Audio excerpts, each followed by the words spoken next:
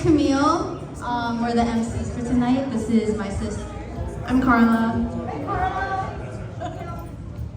Okay, so thank you guys for coming. We just want to welcome you guys to this gathering for these graduates that graduated this year. It's a huge achievement for them, so we want to introduce them coming in. Okay, so welcome to this special day as we celebrate the incredible achievements of this 4 amazing young men and 1 young woman who unfortunately cannot be here with us today. The Bautistas graduate. So today isn't about the caps and gowns and diplomas. It's about the journey and the dreams and the family who stood right behind them, supporting them with love. So let's meet and honor each of the graduates along with their proud parents.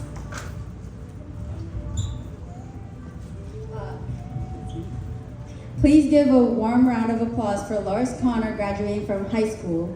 This young man is taking a flight, literally. He's heading to the U.S. Air Force, ready to serve and serve, and he's here with his supportive parents, our parents Ramon and Gloria.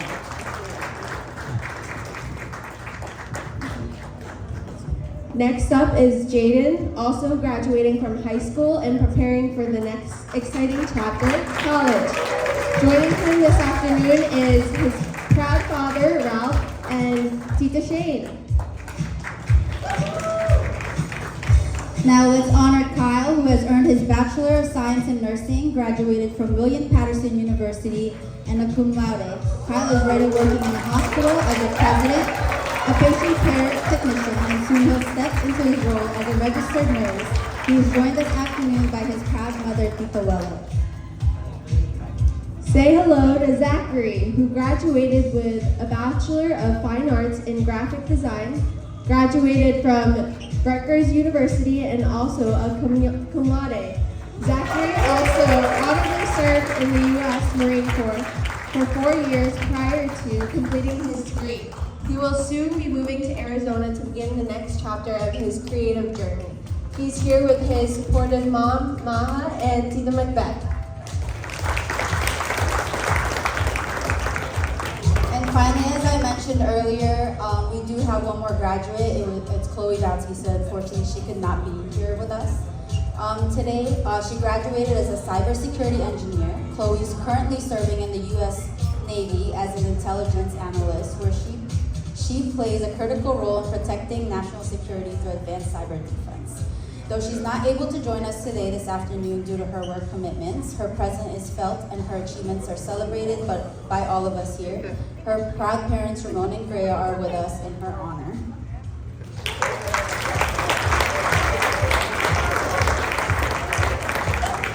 Let's give one big round of applause to Lars, Jaden, Kyle, Zachary, and Chloe, and to the incredible families who helped them get there. Tonight, we celebrate not just the finish line, but the bright futures ahead. Congratulations, graduates.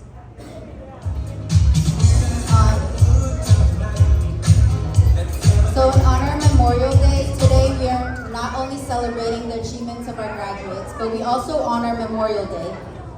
Let us take a moment in silence to remember and pay tribute to the brave veterans who made the ultimate sacrifice to protect the freedom we cherish. Dad.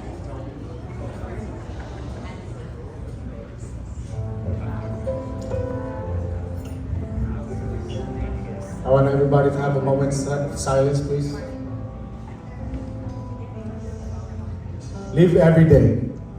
Live every day remembering the ones that made it home and who didn't make it home and made the ultimate sacrifice so you could be. So live in their name. Live in their name. Lead in their name, because now we are here. This is not about sadness. This is about living together. This is about understanding that we are still here for a reason. For them, for the ones that didn't make it home. I'm a Marine Corps veteran, a scout sniper with 3rd Battalion 6 Marines, and a retired law enforcement officer for the state of New Jersey. I'm a man who buried teammates that I've trained with, men that I've served with, and men that I trusted, and men that I would have given my life for. And I've gone too many funerals. And to this day, I still dread when the phone rings, especially when it's someone that I serve with. Because now, instead of hearing the blast or feeling the ground being shaken beneath you, it comes in silence. Now it's a message, a call, a post in social media, and when you see the name, you already know. Back then, we would know that it happened. We were there, we saw it, we heard it.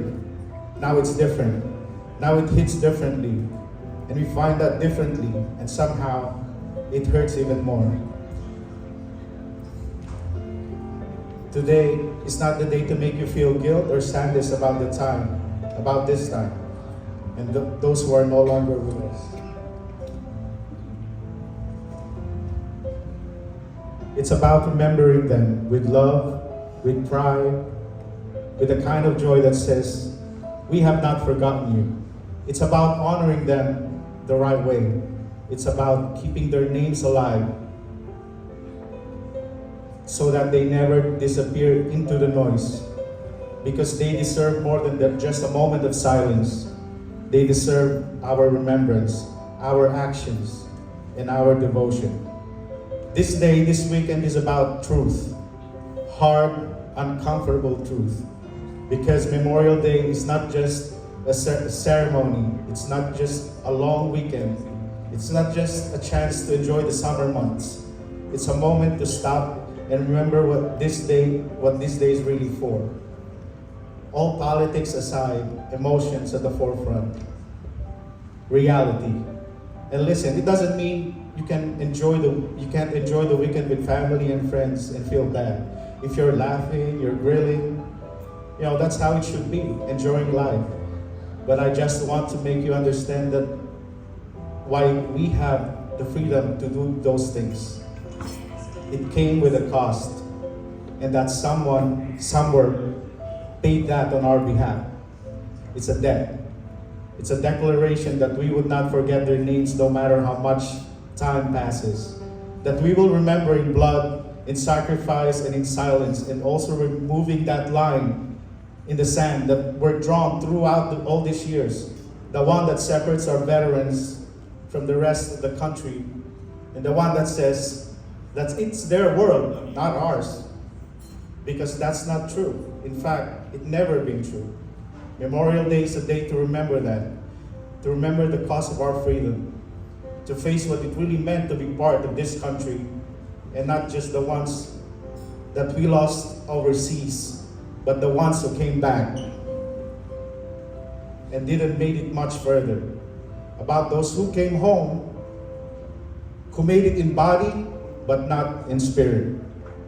To the ones who didn't get the support they needed, the ones who fought silently and couldn't fight anymore. This is all about them.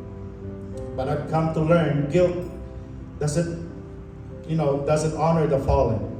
Living with purpose does. Living with gratitude.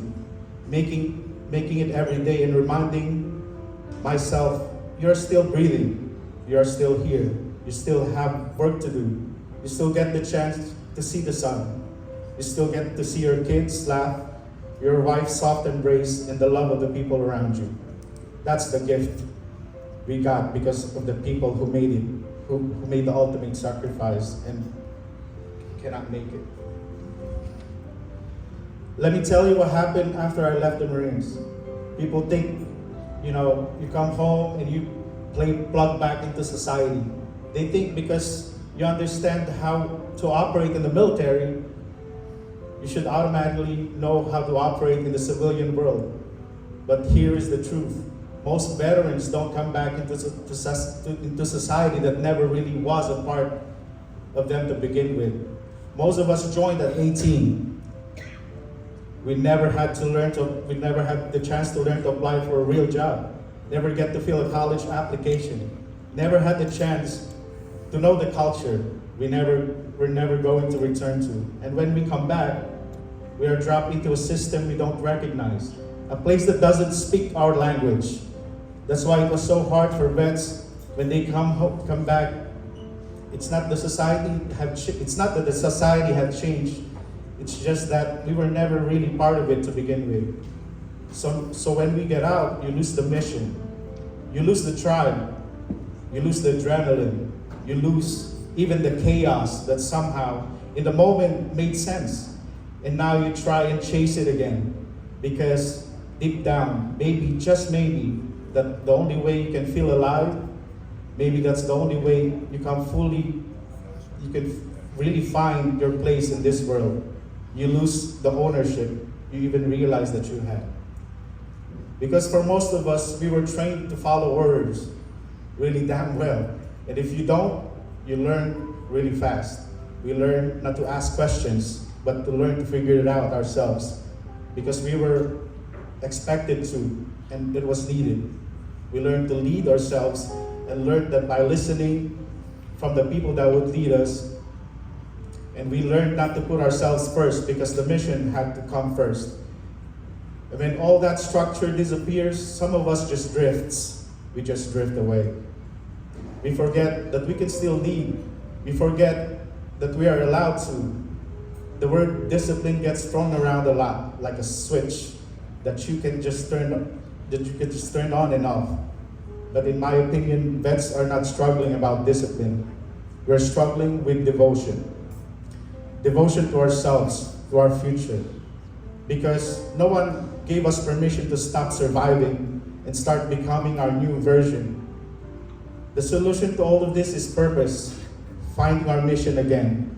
We didn't survive to just sit in the sidelines.